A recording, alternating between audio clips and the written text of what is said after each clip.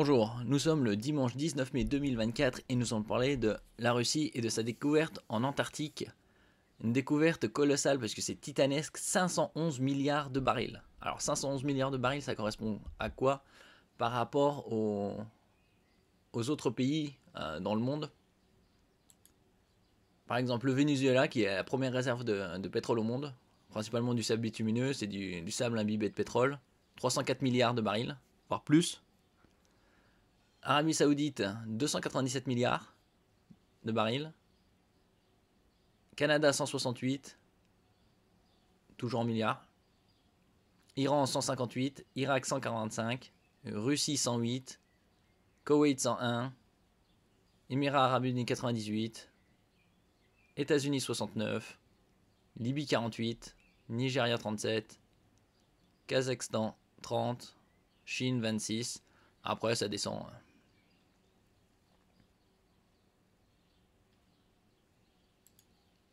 511 milliards de barils. La Russie aurait découvert de colossales réserves de pétrole dans l'Antarctique et c'est une mauvaise nouvelle. Oui, de toute façon, l'Antarctique, c'est une zone protégée de l'exploitation. Donc pour l'instant, jusqu'à nouvel ordre, personne n'y touchera.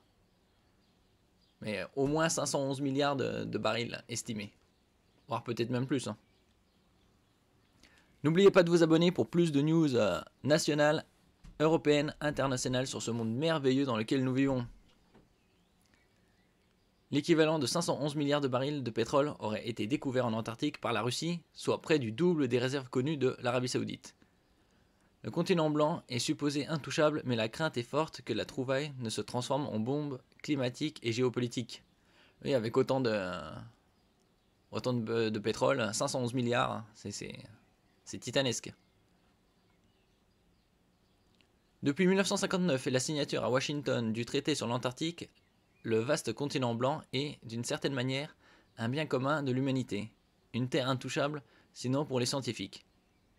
Oui, et des températures aussi qui peuvent descendre jusqu'à moins 90, moins 100 degrés. Ils et elles y disposent de nombreuses bases et peuvent y affecter de nombreuses recherches, notamment sur la terrible accélération du changement climatique sur de gigantesques volcans encore inconnus.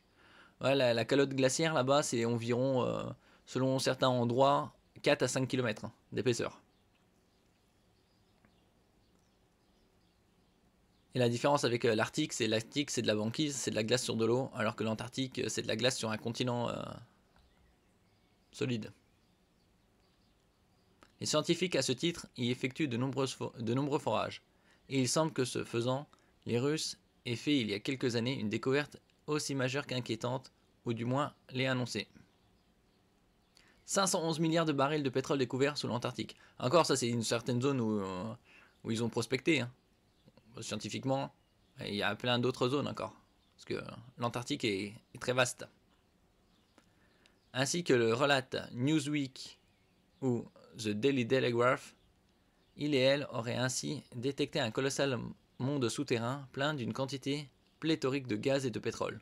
Il n'y a pas que du gaz et du pétrole, il y a quasi tous les matériaux qu'on peut trouver sur Terre.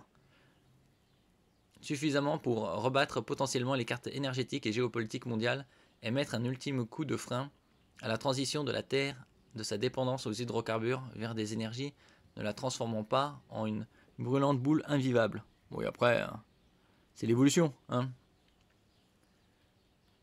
Si l'homme n'est pas capable de protéger son environnement pour vivre correctement sur cette planète et préfère le profit financier à court terme, c'est son problème.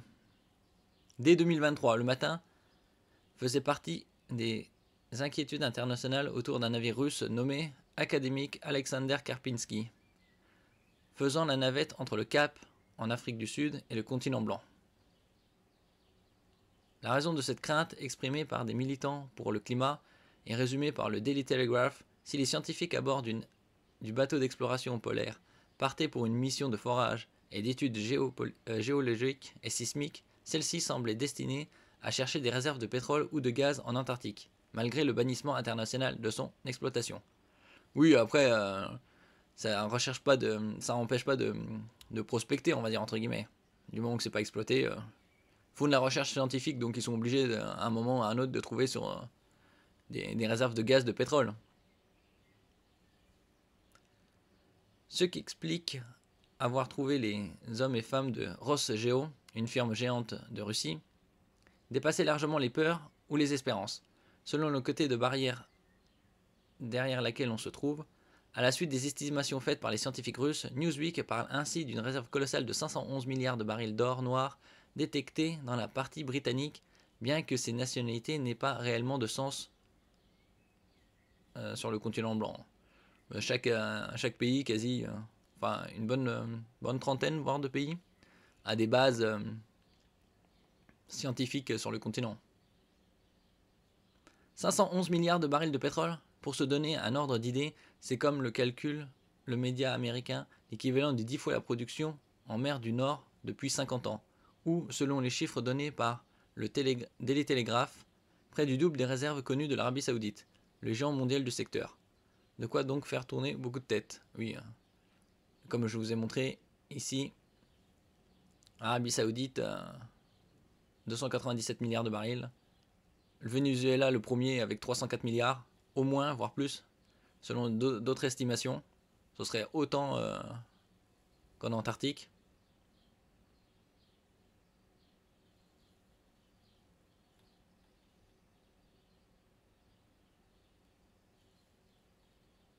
L'Antarctique, continent inviolable, mais très convoité. Oui, avec là aussi la fonte des glaces en Arctique, c'est-à-dire au pôle Nord, ils font des nouvelles voies maritimes, puisqu'avec la fonte des glaces, ça ouvre de nouveaux chemins et donc ça raccourcit les trajets entre l'Europe et l'Asie. Cette possible découverte que le Daily Telegraph fait remonter à 2020, en pleine crise aiguë et mondiale du coronavirus, est quelque passée sous le radar. 4 ans plus tard, elle interroge de nouveau par le biais de parlementaires britanniques. Ceux-ci sont inquiets des visées un peu plus que scientifiques que pourrait avoir la Russie de Vladimir Poutine, certes signatrice du traité de l'Antarctique, mais dont on connaît la vision très particulière du respect des frontières internationales, notamment, mais pas seulement, depuis l'invasion à grande échelle de l'Ukraine en février 2022. Oui, on peut tout à fait parler des Américains qui ont envahi des dizaines de pays depuis la Seconde Guerre mondiale, soi-disant au nom de la liberté et autres foutaises démocratiques. Il existe une inquiétude que la Russie collecte des données sismiques qui pourraient être interprétées pour de la prospection plutôt que pour de la recherche. Enfin, c'est de la recherche économique, on va dire. A expliqué au Member of Parliament britannique, tout en litote Klaus Dodds, expert de l'Antarctique et professeur de géopolitique au Royal Holloway College. Dit de manière plus directe, les recherches russes pourraient ainsi, selon lui, constituer une décision consciente pour affaiblir les normes liées aux recherches sismiques en Antarctique et au final un premier pas vers des explorations futures d'exploitation. Alors là, s'ils commençaient à tous s'y mettre à exploiter l'Antarctique, pour dire que ça va être accéléré x10 les dégâts sur l'environnement. Si la Russie ne cesse d'assurer aux autres nations que seule la science l'intéresse en la matière, on sait en quelle délicatesse elle est avec son propre pétrole. Un air de la guerre en Ukraine placé sous sanction par une partie de l'Occident et dont elle a dû rediriger les flux. Mais à un prix discount vers l'Inde ou la Chine, oui, avec environ 20% moins cher, plus ou moins, avec parfois l'aide de sa vaste et dangereuse flotte fantôme. Ouais, bah, les Américains n'ont pas été boycottés par le reste du monde quand ils ont envahi ou soi-disant libéré l'Irak, pour finalement trouver rien du tout. De la découverte à l'exploitation, il n'y a qu'un pas, mais 10. Mais nul ne sait quelle pourrait être au final l'attitude de la Russie face à de telles réserves si grandes qu'elles suffiraient à alimenter la soif mortelle du monde pour les hydrocarbures pour 4 décennies encore. Ouais, encore même plus, 500 milliards de barils. Faut pas oublier que la consommation journalière est d'environ 102 à 105 milliards de barils. Alors, 102, disons 100 milliards de barils, ça fait 36,5 milliards. 36,5 milliards de barils à l'année.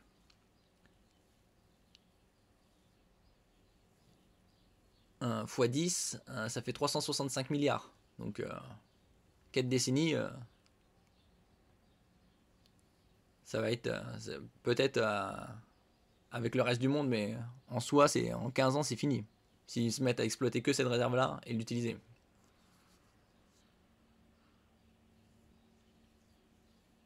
Et encore, on ne sait pas sous quel type de pétrole il est, hein, parce que ça peut être un pétrole léger comme un plus ou moins lourd, et donc il a besoin d'un raffinage plus ou moins poussé. Et qui dit plus ou moins poussé, dit des pertes.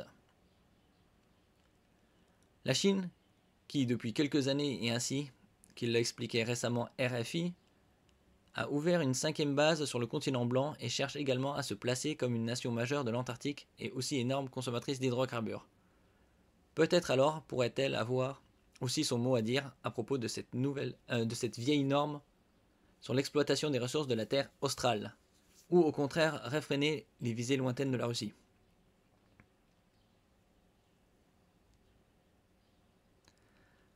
Peut-être Vladimir Poutine et Xi Jinping en parleront-ils lors de sa visite, de la visite du premier à Pékin cette semaine, reportée par le Figaro. Oui, Poutine s'est rendu à Beijing ou Pékin, hein, comme vous voulez, la capitale de la Chine, cette semaine. Est-ce qu'ils vont faire une alliance pour pouvoir exploiter l'Antarctique? Bon, il y aura le contrepoids du reste du monde aussi. Parce que s'ils commencent à exploiter l'Antarctique, c'est sûr que ce sera la fin bien avant la fin du siècle. Alors ici, on a les 10 plus gros producteurs de pétrole en 2023. Et le premier producteur, c'est les États-Unis. Avec 12,696 millions de barils par jour. C'est surtout grâce à leur gaz de schiste là, qui pollue pas mal aux États-Unis. Les États-Unis obtiennent la première place en raison de la production massive d'hydrocarbures non conventionnels, notamment les controversés gaz et pétrole de schiste. C'est les gaz de roche. Donc ils sont obligés de fracturer pour libérer le gaz et ça. Et il y a des pertes plus ou moins importantes. Et la pollution qui va avec.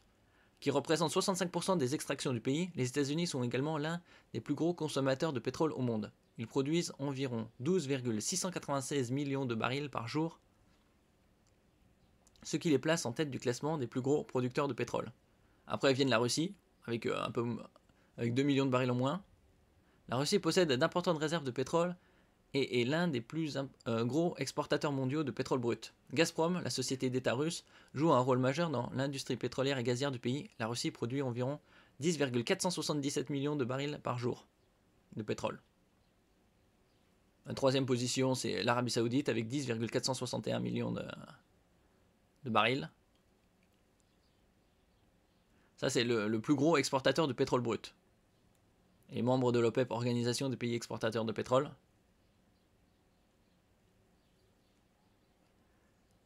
Après, c'est le Canada, avec le sable bitumineux, comme au Venezuela.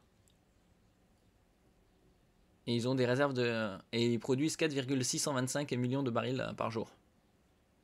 Après, c'est la Chine, avec 4,295 millions de barils par jour. Irak, 4,2 millions de barils par jour. Brésil, 3,262 millions de barils. Émirats arabes, 3,041 millions de barils par jour. Koweït, 2,676 millions de barils par jour. Et l'Iran, puisque c'est le top 10, 2,63 millions de barils.